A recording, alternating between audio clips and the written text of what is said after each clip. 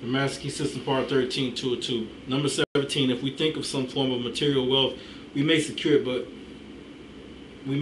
it, By concentrated thought, the required condition will be brought about and the proper effort put forth, which will result in bringing about the circumstances necessary to realize our desires. But we often find that when we secure the things we thought we wanted, they do not have the effect we expected. That is, the satisfaction is only temporary and or possibly the reverse of what we expected. 18. What then is the proper method of procedure? What are we to think in order to secure what we really desire? What you and I desire, what we all desire, what everyone is seeking is happiness and harmony. If we can be truly happy, we shall have everything the world can give. If we are happy ourselves, we can make others happy. 19. But we cannot be happy unless we have health, strength, congenial friends, pleasant environment, sufficient supply, not only to take care of our necessities, but to provide for those comforts and luxuries to which we are entitled.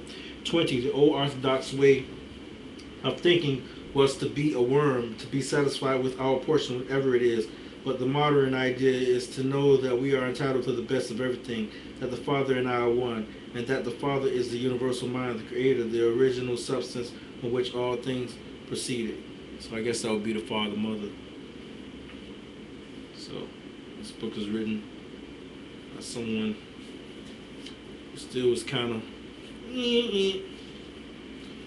don't seem balanced, but it's a good book though. Good practical exercises for the mind. 21. Now admitting that this is all true in theory and it has been taught for 2,000 years and is the essence of every system of philosophy or religion, how are we to make it practical in our lives? How are we to get the actual tangible results here and now? Of course, some of us know teachings and greater in practice for well over 2,000 years. 22. In the first place, we must put our knowledge into practice. Nothing can be accomplished in any other way. The athlete may read books and lessons on physical training all of his life, but unless he begins to give out strength by actual work, he will never receive any strength. He will eventually get exactly what he gives, but he will have to give it first. It is exactly the same with us. We will get exactly what we give, but we shall have to give it first. It will then return to us manyfold. And the giving is simply a mental process, because thoughts are causes and conditions are effects. Therefore, in giving thoughts of courage, inspiration, health, or help of any kind, we are setting causes in motion which will bring about their effect. Thought 23. Thought is a spiritual activity and is therefore creative. But make no mistake, thought will create nothing unless it is consciously, systematically, and constructively directed. And herein is the difference between idle thinking, which is simply a dissipation of effort, and constructive thinking, which means practically unlimited achievement. 24. We have found that everything we get comes to us by the law of attraction. Happy thought cannot exist in an unhappy consciousness. Therefore, the consciousness must change, and as the consciousness changes, all conditions necessary to meet the changed consciousness must gradually change in order to meet the requirements of the new situation. 25. In creating a mental image or an ideal, we are projecting a thought into the universal substance from which all things are created. The universal substance is omnipresent, omnipotent, and omniscient. Are we to inform the omniscient as to the proper channel to be used to materialize our demand? Can the finite advise the infinite? This is the cause of failure, of every failure. We recognize the omnipresence of the universal substance, but we fail to appreciate the fact that this substance is not only omnipresent, but is omnipotent and omniscient, and consequently will set causes in motion concerning which we may be entirely ignorant.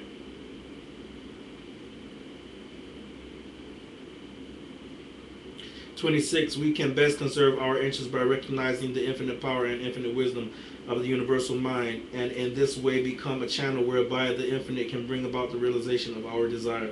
This means that recognition brings about realization.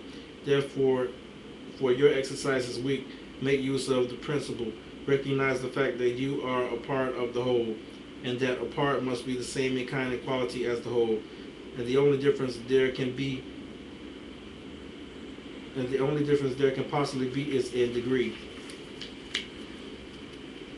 27. When this tremendous fact begins to permeate your consciousness when you really come into a realization of the fact that you and not your body, but the ego, the I, the spirit which thinks is an integral part of the great whole, that it is the same in substance and quality and kind, that the Creator could create nothing different from Himself, you will also be able to say the Father and I are one, and you will come into an understanding of the beauty, grandeur, the transcendental opportunities which have been placed at your disposal.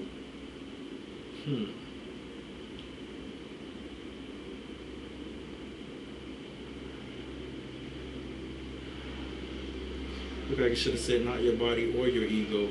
Look like he's trying to say your ego is the true self. Of course, other books say different. It's supposed to be something deeper than the ego.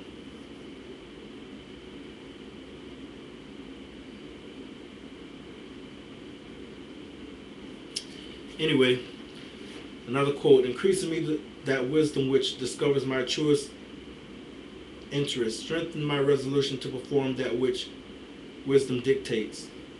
Part 13, question. Oh, that was Franklin, a quote by Franklin. Part 13, study questions with answers. 121, what is the method by which natural philosophers obtain and apply their knowledge? To observe individual facts carefully, patiently, accurately, with all the instruments and resources at their command before venturing upon a statement of general laws. 122, how may we be certain that this method is correct? By not permitting a tyrannical prejudice to neglect or mutilate unwelcome facts. 123, what classes of facts are esteemed most highly? Those which cannot be accounted for by the usual daily observance of life. 124, upon what is this principle founded? Upon reason and experience. 125, what does it destroy? Superstition, precedent, and conventionality. 126, how have these laws been discovered? By a generalization of facts which are uncommon, rare, strange, and form the exception. 127, how may we account for much of the strange and heretofore unexplainable phenomena which are constantly taking place? By the creative power of thought.